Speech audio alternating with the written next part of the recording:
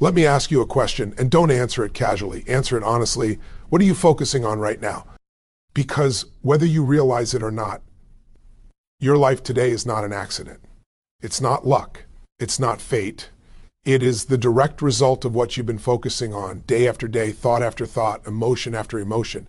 You don't get what you want in life. You don't get what you wish for. You get what you consistently focus on. And the moment you truly understand that, you take back control, not just of your results, but of your destiny. Think about this for a moment. Focus is not something you have, it's something you use. And whatever you use it on, you energize. Focus is the real force behind every outcome because it determines what you see, what you feel, and ultimately what you do. Two people can live in the exact same environment, face the same challenges, have access to the same resources, and end up with completely different lives. Why? Because they're focusing on different things. Your focus is like a magnifying glass. Whatever you place it on gets bigger. If you focus on what's missing, lack expands. If you focus on what's wrong, problems multiply. But when you focus on growth, on solutions, on what's possible, something incredible happens. You start to notice opportunities that were always there but invisible before. Life doesn't suddenly change. You change the way you look at it. Most people believe their circumstances control their focus. They think when things get better, then I'll feel better. When I succeed, then I'll focus on gratitude. When I have confidence, then I'll take action. But that's backward. Your focus creates your emotional state, and your emotional state drives your behavior. Change what you focus on, and you change how you feel. Change how you feel, and you change what you're willing to do. You've felt this before. There are moments when you're exhausted, drained, overwhelmed, and then suddenly something shifts. You remember why you started. You picture a future that excites you. You recall a moment when you overcame something you once thought was impossible, and in an instant, your energy changes. Your body straightens, your voice changes, your certainty rises. Nothing outside of you changed. Your focus did, and that shift is not small, it's everything. Because focus tells your brain what matters. Your brain is constantly filtering millions of bits of information every second, and it only lets a tiny fraction into your conscious awareness. That filter is controlled by focus. If you're focused on fear, your brain scans for danger. If you're focused on failure, it looks for proof that you're not enough. But when you focus on progress, on contribution, on growth, your brain begins to work for you instead of against you. This is why people who win don't wait to feel confident. They focus themselves into confidence. They don't wait for certainty. They focus on what they can control. They don't deny problems, but they refuse to live there. They ask different questions, not why is this happening to me, but what can I learn from this? Not why can't I do this, but how can I make this work? And the quality of your life is directly tied to the quality of the questions you ask, because questions direct focus. Here's the hard truth. If you don't consciously choose your focus, the world will choose it for you. The news will choose it, social media will choose it, other people's fears, opinions, and expectations will choose it. And before you know it, you're living in reaction instead of intention. You're busy, but not fulfilled. Moving, but not progressing. Alive, but not truly living. High performers understand something deeply. They train their focus like a muscle. They know that focus is not about intensity once in a while. It's about consistency every day. It's about where you place your attention first thing in the morning and last thing at night. It's about what you rehearse in your mind when no one is watching. Because what you rehearse, you reinforce. And what you reinforce becomes your reality. When you focus on what you can give, you discover abundance. When you focus on improving just one small thing today, momentum builds. When you focus on your standards instead of your moods, discipline becomes easier. And when you focus on who you're becoming instead of what you're lacking, your identity begins to shift. That's when results stop feeling forced and start feeling natural. This is not about pretending everything is perfect. It's about deciding what deserves your energy. Because energy is finite. Attention is precious. And every moment you spend focused on what drains you is a moment stolen from what could elevate you. So here's the real question. Not what do you want, but what are you focusing on right now? Because that focus is shaping your next decision, your next emotion, your next action. And over time, those moments stack. They compound. They become your life. Change your focus, and you don't just change a moment, you change your direction. Now let me take this one level deeper, because understanding focus without understanding how your brain filters reality is like driving a powerful car without knowing how the steering works. You're not experiencing life as it is, you're experiencing life as your nervous system allows you to see it, and that filter is being shaped every single day by what you focus on most. Your brain is designed to protect you, not to make you happy. Every second it's processing an overwhelming amount of information, sounds, sights, sensations, memories, emotions. If it let everything in, you'd be paralyzed. So it makes decisions for you. It deletes what it believes is unimportant. It distorts what doesn't fit your beliefs. And it generalizes patterns to help you survive. None of this is good or bad. It's efficient. But here's the danger. Your brain doesn't decide what's important. You do. And you do it through focus. When you repeatedly focus on something, you tag it as significant. You tell your brain, this matters, watch for this, and your brain obeys. Focus on rejection, and you'll notice every slight, every delay, every unanswered message. Focus on opportunity, and suddenly you see doors where others see walls. Focus is not passive, it's a command system. This is why two people can hear the same feedback and walk away with completely different experiences. One person hears an attack, another hears guidance. Same words, different filters. The difference is not intelligence or talent, it's what they've trained their brain to look for. Think about how many times you've said, I don't know why this keeps happening to me. What you really meant was, I don't know why I keep seeing this, because once your brain labels something as a pattern, it will hunt for confirmation. It wants to be right, and it will find evidence, even if it has to ignore 10 positive things to highlight one negative. That's not life working against you, that's conditioning. And most people are unconsciously conditioning themselves every day. They replay past failures, they rehearse worst-case scenarios, they obsess over what they can't control, and then they wonder why they feel anxious, stuck, or overwhelmed. Your brain can't tell the difference between something you vividly imagine and something you actually experience. What you feed it repeatedly becomes familiar. Familiar becomes seen, comfortable. Comfortable becomes normal, even when it's painful. But here's the empowering part. This system works just as powerfully in your favor when you use it intentionally. When you consistently focus on progress, your brain starts scanning for improvements. When you focus on solutions, it begins connecting ideas you didn't know were related. When you focus on contribution, you notice ways to add value everywhere you go. The world didn't change. Your filter did. This is why clarity is so powerful. Vague focus creates vague results. But when you get crystal clear about what matters, who you want to become, what you're building, what you're committed to, your brain starts aligning your perceptions, your emotions, and your actions in that direction. It becomes easier to take action, not because life got easier, but because confusion disappeared. And understand this, your environment is constantly competing for control of your focus. Every notification, every headline, every opinion is trying to hijack your filter. If you don't decide in advance what deserves your attention, you'll live in reaction mode. You'll be busy but not fulfilled, informed but not empowered, connected but not focused. High-level performers don't have better lives, they have better filters. They've trained themselves to ask empowering questions automatically. What's useful here? What's within my control? What's the next step? These questions force the brain to search for answers that move life forward instead of keeping it stuck. And this isn't about ignoring reality. It's about choosing which part of reality to amplify. Because whatever you consistently amplify becomes your experience. Your brain doesn't argue. It organizes itself around your focus. So if you want to change your results, don't start by trying to change everything in your life. Start by changing what you train your BR. Aim to notice, decide what matters, decide what gets your energy, decide what you will no longer rehearse, because once you control your filter, you stop being a victim of circumstance and start becoming the architect of your experience. Now understand this, focus alone sets direction, but emotion is what gives it force. Energy flows where attention goes, but it multiplies where emotion lives. That's why two people can focus on the same goal and get completely different results. One is intellectually interested, the other is emotionally committed. One thinks about change, the other feels it, and emotion is the difference between motion and momentum. Your emotions are not random, they are signals created by what you choose to focus on and the meaning you attach to it. Focus on loss and you feel pain. Focus on gratitude and you feel strength. Focus on fear and your body contracts. Focus on possibility and your energy expands. Your body responds instantly, long before logic gets involved. That's why emotion is the fastest way to change your state, and your state determines how you show up in the world.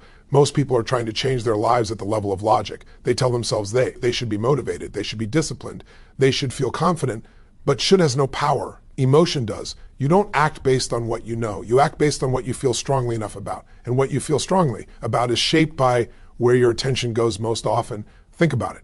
Have you ever done something that made no logical sense, but emotionally it felt right in the moment? Of course you have. Emotion overrides reason every time, and that's not a flaw, it's a design. Emotion is the fuel system, focus points the car. Emotion presses the accelerator. This is why people stay stuck even when they know better. They focus on what they've done. Want with intense emotion. They don't just think about failures, they feel it. They don't just notice fear, they rehearse it. And the body responds as if the threat is real. Stress chemicals flood the system, vision narrows, creativity shuts down. In that state, you don't access your best ideas, you access survival patterns. But flip that focus and everything changes. When you focus on a compelling future with strong emotion, your energy rises, your posture changes, your breathing deepens, your voice carries certainty. Suddenly, actions that felt heavy feel natural.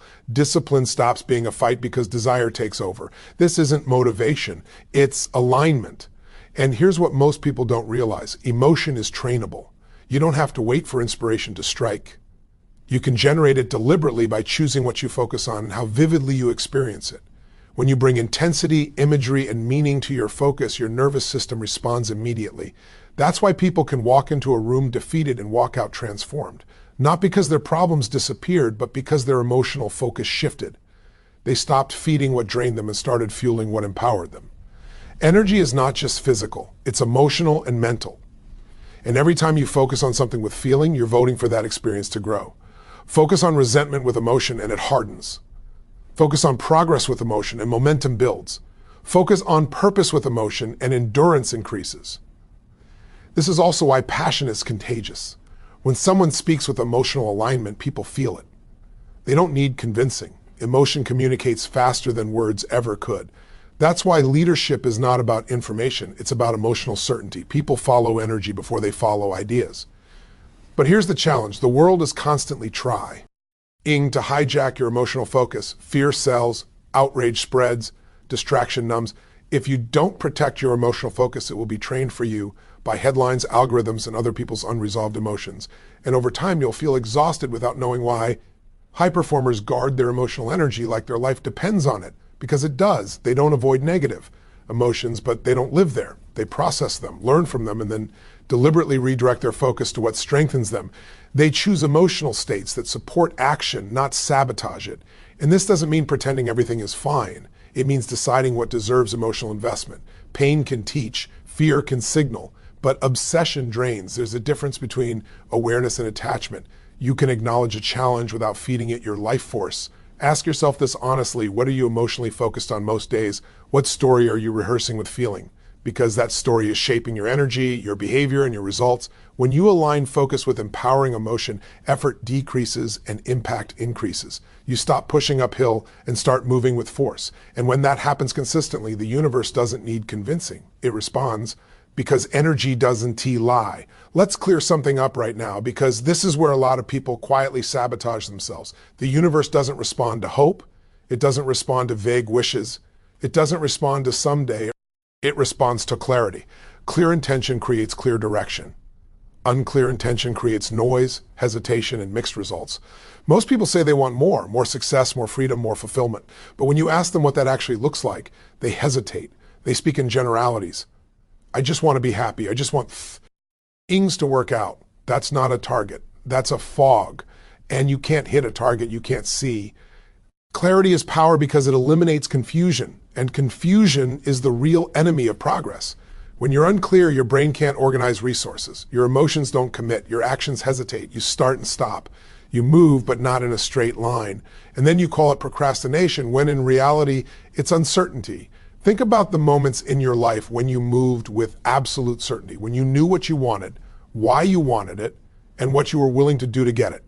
In those moments, effort didn't feel like effort. You didn't need motivation. You didn't need permission. You moved because clarity pulled you forward. That's how this works. The universe doesn't guess what you mean. It responds to what you consistently signal through your decisions, your standards, and your focus. When your signals are mixed, the response is mixed. When your signals are clear, life organizes around them. This is why people who are crystal clear seem lucky. Opportunities find them. The right people show up. Timing appears perfect. But it's not magic, it's alignment. They know what matters, so they notice what supports it. They say no faster, they act sooner, they stay consistent longer.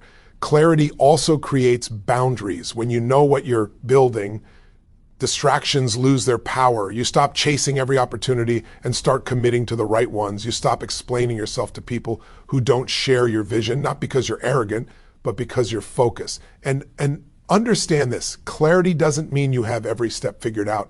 It means you're clear about direction and standards. You don't need the full map. You need a true north. Once that's set, the next step always reveals itself. Most people wait for certainty before they deck. But certainty comes after commitment, not before it. When you decide with clarity, your brain starts solving problems you didn't know how to solve. Your emotions stabilize, your confidence grows, not because everything is easy, but because you are no longer divided inside. Internal conflict drains energy. Clarity restores it. And here's the part that changes everything. Clarity forces responsibility. When you're vague, you can blame circumstances. When you're clear, you own your outcomes. You stop asking, why is this happening to me? And start asking, what am I committed to creating? That shift alone changes how you show up in every situation. The universe responds to that level of ownership, not to words, but to congruence. When your thoughts, emotions, and actions are aligned, resistance decreases, momentum increases, and suddenly what felt heavy starts to move. This is also why clarity must be emotional, not just intellectual. You can know what you want logically and still not be clear. True clarity has feeling behind it. It excites you, it scares you a little. It matters enough that you're willing to adjust your habits and raise your standards. Ask yourself this, if someone watched your daily actions, would they be able to tell what you're truly committed to? Not what you say, but what you consistently do, because that's the signal being sent out every day. The universe doesn't respond to your potential, it responds to your patterns, and patterns are born from clarity. When you decide who you are, what you stand for, and where you're going, life doesn't argue, it rearranges. Here's something that will change how you experience problems forever if you let it sink in. Problems don't disappear when circumstances improve. They disappear when your sense of purpose gets bigger than them. Most people try to solve problems by staring at them harder, analyzing them longer, replaying them over and over. But focus doesn't work that way. Whatever you focus on grows, and when your focus is locked on the problem, you don't get clarity, you get compression. That's why people feel overwhelmed. It's not because their problems are too big, it's because their purpose is too small in that moment. Think about it, when your life is centered around comfort, inconvenience feels like a crisis. When your life is centered around growth, challenges feel like training.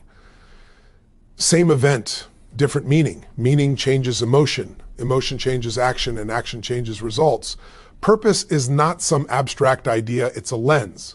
When your focus expands toward contribution, progress, and becoming more than you are, the mind stops obsessing over obstacles and starts organizing around solutions. You don't deny the problem, you just stop worshiping it. Most people unknowingly shrink their world to the size of their current struggle. A setback happens, and suddenly that one event becomes the center of their identity. Their conversations revolve around it. Their thoughts replay it. Their emotions rehearse it. And the problem grows, not because it's getting worse, but because it's getting more attention. But watch what happens when someone reconnects to a bigger reason, when they remember who they're doing this for, when they reconnect to what they're building, what they stand for, what kind of person they're committed to becoming. The same problem that once felt paralyzing becomes manageable. Not because it changed, but because they expanded. Purpose creates context, and context determines whether something feels unbearable or simply challenging. This is why people can endure incredible hardship when they believe it serves something meaningful. Parents push through exhaustion for their children. Athletes push through pain for a championship. Leaders push through resistance for a vision. Pain doesn't disappear, but it stops being the boss. When your focus is narrow, problems dominate your nervous system. When your focus widens, problems lose their emotional grip. You still deal with them, but you're no longer consumed by them. You move from reaction to response. And here's the key. Purpose is not found, it's chosen. You don't wait for life to hand it to you. You decide what this moment means. You decide what this challenge is shaping in you. You decide whether this obstacle is evidence that you should quit or evidence that you're growing. Most people ask, why is this happening to me? That question traps them inside the problem. Powerful people ask, what is this preparing me for? That question expands the frame. It forces the mind to look forward instead of inward. And when the frame expands, creativity returns, energy returns, options appear. This doesn't mean you suddenly enjoy struggle. It means you stop personalizing it. You stop seeing problems as verdicts on your worth and start seeing them as feedback. information, training, refinement. When your purpose is clear, inconvenience doesn't offend you. Delay doesn't discourage you. Resistance doesn't surprise you. You expect it, you plan for it, you grow through it. And let me be very direct here. If your problems feel overwhelming, it's not